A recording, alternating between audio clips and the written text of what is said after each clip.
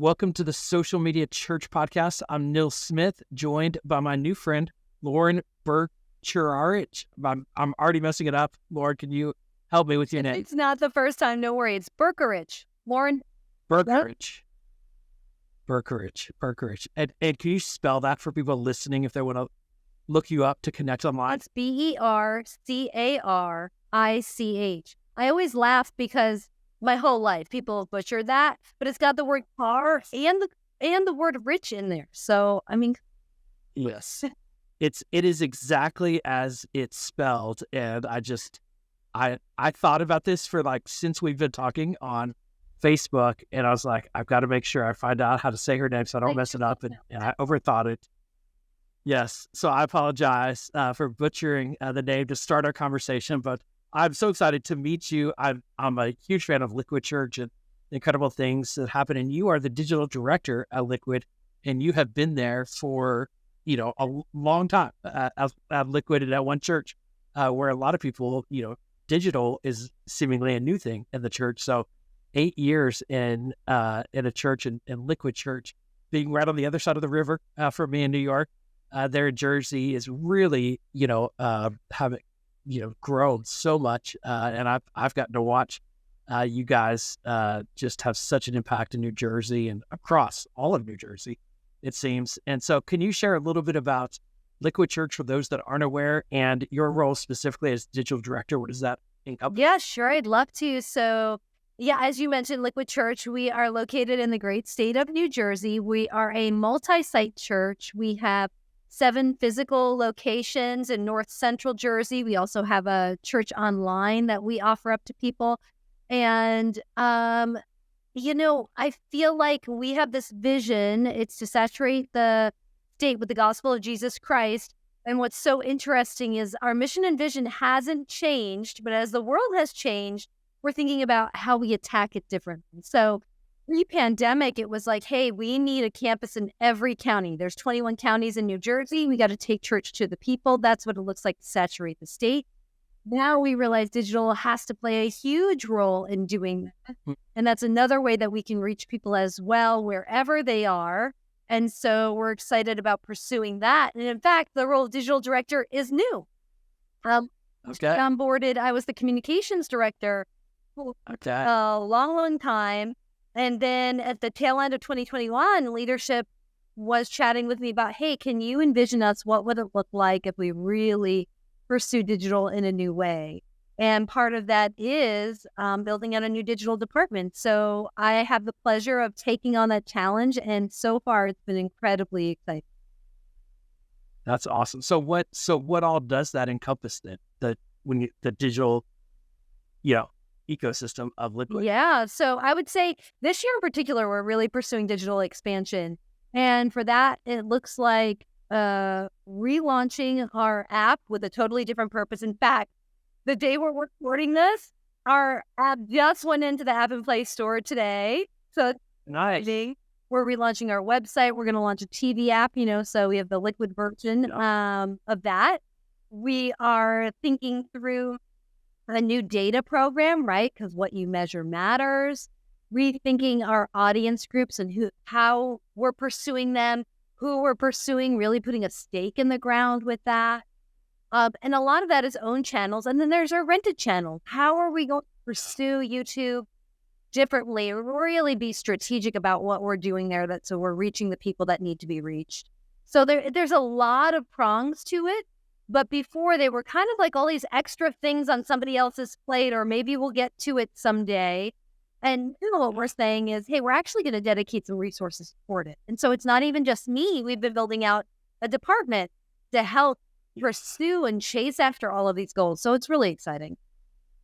So interesting. And it's fascinating because I think from the outside looking in, I would have assumed that Liquid was already one of the leading digital churches, and I think probably even in your role with communications, prioritizing those things today. But now, as a church that was already, I feel like on the forefront of a lot of these things, making even greater effort to do that.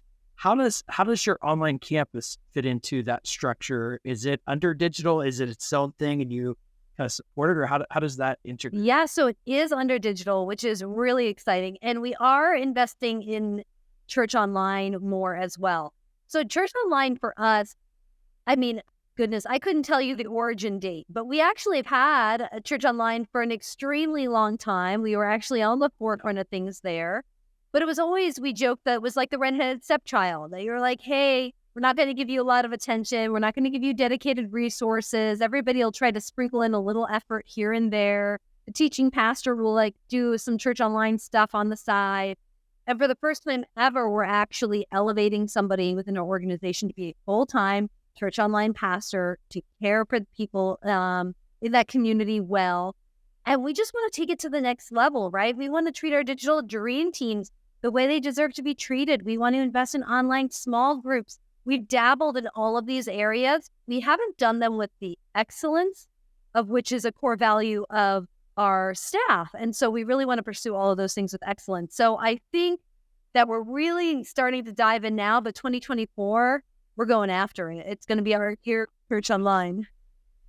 I love it. I love it. Let's talk about the app. A lot of churches debate, should we have an app? Should we not have an app?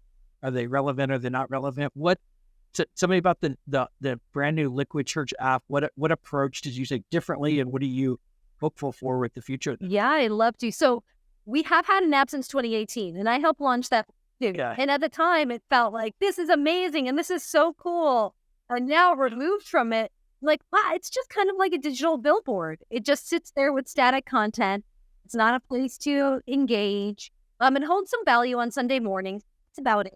Yeah. And so the new app is really tied to a new strategy we have that we call 7 days of discipleship. We want your ability to learn about Jesus, engage in community, grow your faith, to go beyond the 90 minutes that you spend with us on a Sunday morning, whether that's in a physical building or at home. What about the other 166 hours a week, right? There should be a way to engage and learn. So the app has daily habits, so you can engage and you can practice gratitude. There's community prayer, so you pray for others, others pray for you. There's scripture reading and journaling, and which you can put out publicly, like a social environment, right? You can follow your friends, you can follow your pastors, vice versa. You get notifications that somebody's praying for you. There's a Learn tab with articles that are based on felt needs. It's not just us promoting our programs. It's us thinking about, what do you need? Where do you need help? How can we serve you? And then reaching people in that area. And so we're even creating content that's exclusive to the app, right? So, hey, we're creating new video content. If you want that, join us on the app. So it's really about part of a discipleship and growth journey. I love it. This doesn't sound like a traditional Subsplash or Pushpay that's in the church space. Could you share a little bit about like what your process was to getting such a unique app created for the church? Yeah, and we are moving from a Pushpay app. So Pushpay is our silver giving vendor. They're just not going to be app vendor anymore. We're working with a developer called Apollos, and it's our app, and we are kind of making that ours, right? So they've developed this product with that goal in mind. They have that vision up. And then what's beautiful is you can take that and then kind of shape it to your context.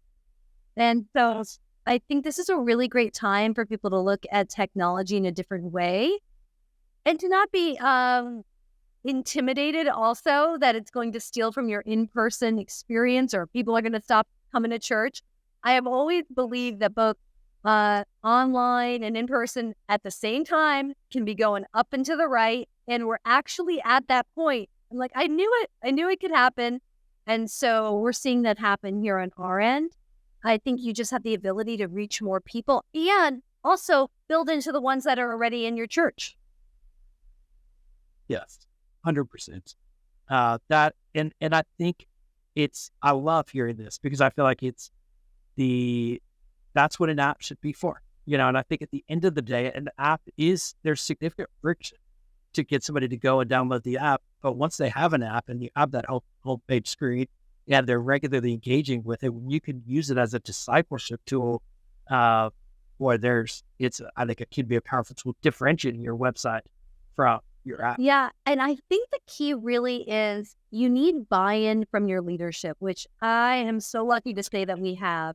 Because here's the thing, you could create the technology, but if you don't get the platform to tell people about it, or if you don't get the buy-in to kind of design things around it, people aren't really going to jump in. So I'll give you an example of something we're going to do coming up this fall. Our first small groups campaign of the year, which we have 2 a year. They're very big for us as an organization. We essentially say, hey, the entire church, you got to get in a group for this campaign season. It could be 6 to 8 weeks. We're going to do a prayer journey, and it's all going to be tied to we're praying for each other in the app. So as a community, we're all rallying together. So you can use these tools together with some of the systems you already have to enhance them. And I think that's really exciting.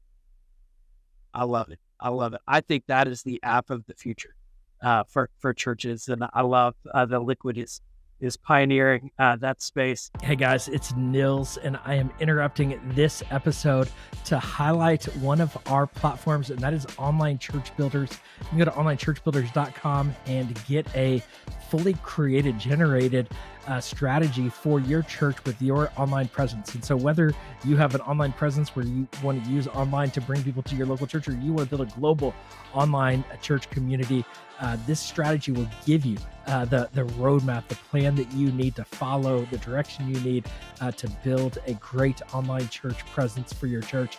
I actually built this with my friend Nona Jones, and we are selling it for $249, but you can actually get it for free. And we are offering the next 100 people who go sign up through this podcast. We're not talking about it anywhere else, but to this community, a free online church strategy. There's no strings attached, and there's no upsells.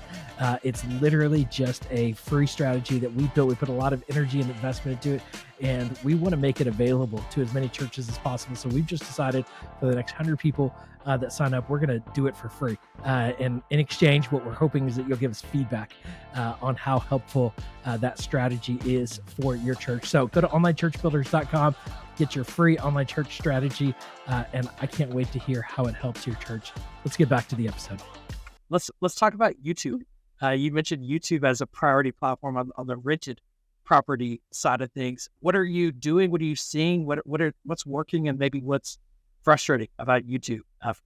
Sure. So first of all, our church online experience is offered on 2 platforms. One is the CHOP platform, or church online platform, which people access through our website. Most of those folks are insiders. And second, we offer it on demand on YouTube. And on YouTube, it's message only. So we cut out, there's no worship or hosting or anything like that. It's just the message only. Yeah. So we have seen, since we started that post-pandemic, that has just been taking off like gangbusters. The biggest growth is on that in the on-demand space in YouTube. And obviously, the more that we see growth there, it's like the more that YouTube recommends it, and it just kind of creates this flywheel. Yeah. The other thing that we've done is this year we created some video devotionals that are really bite-sized, so they're 5 minutes or less. Our people really love them, but they just do gangbusters on YouTube. They're our best performing content that we have out there. They're more shared than anything else that we have. I feel like they're really shareable because they are bite-sized. And yes. And are those posted as shorts, or are they full? Nope. Full videos? They're full videos. They are shot 9:16, that is. Yeah. So they open nice and easy on mobile, full screen, because we're actually texting them out to people. So you'd receive it in the mornings, and now they're going to be on our app. But what we found is that, wow, all the engagement metrics, right? Shares and likes and subscribes and all that stuff just went through the roof with this particular piece of content. And I think the other thing that we've really tried to lean into do is just optimizing what we're already putting out there. So how do we write the best descriptions, the best titles, do the hashtags and the tags? And honestly, sometimes it feels so painful because you said, what's challenging? The rules change. Sometimes you don't know why one thing took off, one thing didn't take off. It feels like a mystery. But we really do try to put the effort into it so that we're playing by YouTube's rules, trying to optimize things to the best of our ability. I love that you're simultaneously prioritizing rented property and owned property, because a lot of times churches will just focus on one or the other. And if you don't do a good job at reaching people on YouTube, you really don't have enough of an audience to move them into your own properties. But I think at the same time, if you're totally dependent on YouTube or Instagram or Facebook, you can be shut down at any point for no reason. It could be a false copy claim. It doesn't mean that they're silencing us. It just means their AI, potentially just, there's no phone number to call on YouTube if it goes down. And so to be prioritizing both of those platforms, and I think you're right. What I think the direction you're heading is, one, just pushing the full sermon content is, I think, the priority. I think the mistake I see churches making is pushing their whole video church service on YouTube. And then I think, two, just then once you have your content, and I know Liquid well enough to know it's good content, but then it's optimizing. It's testing thumbnails. It's testing titles, and really making sure you've got everything optimized to reach the most people and then move them down your path. I'm curious with YouTube, what are you doing for calls to action? One of the biggest challenges that churches have on YouTube is, how do we get somebody from YouTube if they accept Christ, or to donate, or to take actions with Liquid? What are you using? Yeah. So first, let me say that I do not think that we have this figured out. So I'll tell you what we're doing and not showing any particular success. So first, we created this video that's running at the end of the messages that pops up, and it's like, Tim, it's like, hey, thanks so much for watching. He's our lead pastor, right? If you enjoyed this message, subscribe here, or you can give to support our ministry and just click here, and he points to the side. Our Deep Breath devotionals, we are promoting subscribe, and we are promoting keep watching. Now, for this next season that we're producing right now, we're just going to do another 6-week season. I would like to change it up to go to our website, so that this is wise counsel that I have received, that's like, hey, try to get people from your rented channel to your owned channel rather than just trying to keep them on the rented channel. So we're going to try that and see if that works out. I think what's something that's happened is I'm really comfortable with experimentation. If we flop, it's okay. I learned something in the process. This to me is a tricky one. I don't know if there's a surefire answer, but we keep experimenting. I think if more church leaders should take that approach of, it's okay to make mistakes. We have to experiment to figure out what works.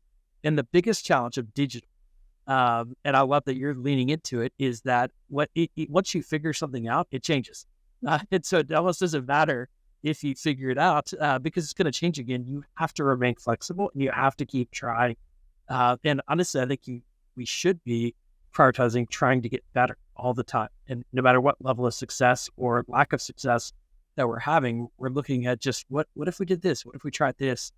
Can that help? And I remember with one church that I've worked with, they made one change to their salvation call to action. And they actually changed from a 10-digit, they were using texting, to text Jesus to this phone number, to a 6-digit, short code.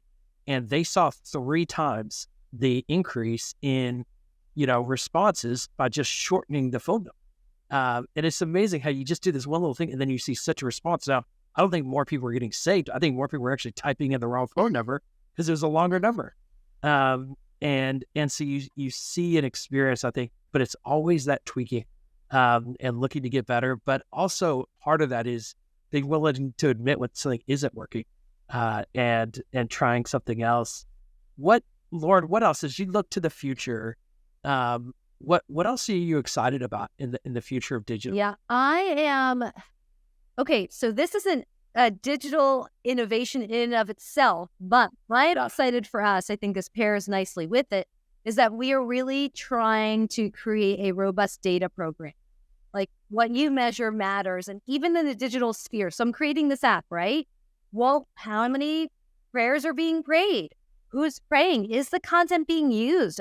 For instance, we batch created this new piece of content called Your Weekly Challenge. One of our teaching pastors is doing a video challenge every week. Well, are people engaging with it? If it's not working, we have to try something new. So we actually have to go in and create new ways to measure things, to collect data, to view data, to analyze data. And we're kind of in the infancy of that, but we're creating brand new dashboards that are interactive and that are going to be super intelligent. We're doing data hygiene, making sure the data that we have is actually clean, because otherwise it doesn't matter. We're adding friction. We used to be like, we don't want to ask our people for any information. That creates friction. We don't know anything about our people. Oh, okay. So now like we're going to be comfortable creating friction, asking them for information, so that way we can actually personalize the experience they get. So our church management software is Rock RMS, right? We have the ability for personalization. We need to know who people are and do some tracking on them in order to serve them up with the best things. So I'm really excited about that. We're getting in on that, really going after it, and I think it's going to pay off dividends long term. I love it. I love it. So with prioritizing your analytics and data, what are some of the key measures of success? How do you determine what you're doing? And maybe are there some like top 3 metrics that you're monitoring every week to measure your success? Yeah. So I would say, again, no, I don't have those for you right now. Okay. Be honest with that. What we do know is that although we're going to keep measuring attendance and giving, that is no longer the be-all, end-all. What we want to then measure is people's engagement. So we're trying to look at more of crafting what is a growth path for people. And again, it's not a prescribed pathway, so it's not linear. But what are the things that create personal growth in your discipleship journey, such as giving and baptism and joining a group and doing daily devotions in your app and spending time with Jesus, all of these things. So if we can actually measure all of those things, which that's what we're building toward right now, that will help us understand where we're going. Actually help us to understand the pathways that people take. Like, actually, what is their journey in the church? Right now, that's fuzzy to us. They fill out the New Year card, and then you're kind of like, where'd you go after that? Yes. We need to know where they're going. Yes. It's so interesting. I think people often don't realize how much data you can get and measure that people are engaging with you around, of even the Google Analytics with your website, of how many people are visiting, where they're visiting from, what pages they're visiting, where you typically could know how many people were driving by your church back in the day, or how many people saw your church at the yellow page, but you can know how many people saw your Facebook post. You can know how many people watched your YouTube video. You can actually learn what devices they kind of watched it on, were they mobile or they desktop. And there's so many data points. And I think even when it comes to measuring ministry, you can measure evangelism by how many people did your content reach. You can measure discipleship by how long did people watch, or how many groups did people engage in, or you can measure fellowship by how many comments, did you get and did people respond to. There's lots of data points, but I think at the end of the day, you can also spend all your time measuring when we're called to do ministry. And so it's a tension, balance there. But I remember going to Life Church for the first time, and they had this big visual like wall of all this data. And they just said, we believe data has a seat at the table. It's not the only seat at the table, but it's a seat at the table. And that was a light bulb for me of we have all this data, and we often are making decisions by, well, it feels good, it looks good, it seems good. When data can tell us so much of how effective we are, what we should actually be doing more of or less of, we just kind of give it a seat at the table. But you got to know it, you got to document it and make it available, not just to yourself, but to other leaders in the organization to understand the impact you're having digitally. Can I give one example? Please. So I feel like for years we've been like that. It's like anecdotal gut feeling. I think it's going well, right? Yeah. So like any church, you face the summer slump when it comes to volunteers. Everybody goes on vacation. They're not around to serve. So we create this incentive program. We call it Summer Serve. You only have to sign up, do a couple of things. You get some cool swag. You get to pick a date, like all about you. And so today we are looking at the data as we're building out these new dashboards. My goodness. Those are the best numbers we've had all year. How are we having our best numbers in June and July? Summer Serve is working. It's working, and it's so much better than it was last year. And so now we don't have to say, like, it felt good. I think that worked well. Do that again next year. We can actually say that the data tells us it worked, and we should do it again next year. And this is the value too of having historical data, and starting to collect good data now, because that's going to help you not just for now decisions, but for future decisions. Is, honestly, churches just go in a natural cycle and flow with Christmas and Easter and back to school and certain seasons, and unique churches like Liquid Church, like you follow maybe some unique patterns of New Jersey that isn't going to be synchronous with everyone else. And I think as you have that historical data, you could begin to catch trends or even change trends that you don't like. And by trying different things, and you can determine, was this successful as we compare it to historical data. I love that priority. Lord, as we wrap up this conversation, I would love it if you, from your unique seat and vantage point, as other churches are considering making the same investment into digital, what advice would you give them, and what recommendations would you give them as to where do they start when it comes to prioritizing digital in their church? Oh, goodness. Well, first of all, I would say this is akin to what you were saying about data. Give digital a seat at the table. The time has not passed. You may feel like the pandemic is over, but that doesn't mean the opportunity for digital is. It is still the future, and it is a way to expand your reach. And I would encourage you that you would be reaching the people in your neighborhood. I can tell you from the metrics that when I look at who's joining us online, who's absorbing our content, they could show up at the building. They're not. They're down the block, and you're reaching them because that is an accessible way to reach them. So just consider it, because it is still very specific to your context and who you're serving in your neighborhood. And I feel like a lot of what I said can be overwhelming, right? This did not happen. I didn't snap my fingers and this happened. Like I said, we started the conversation back in 2021. And so we've been steadily marching toward where we are. Just take a step.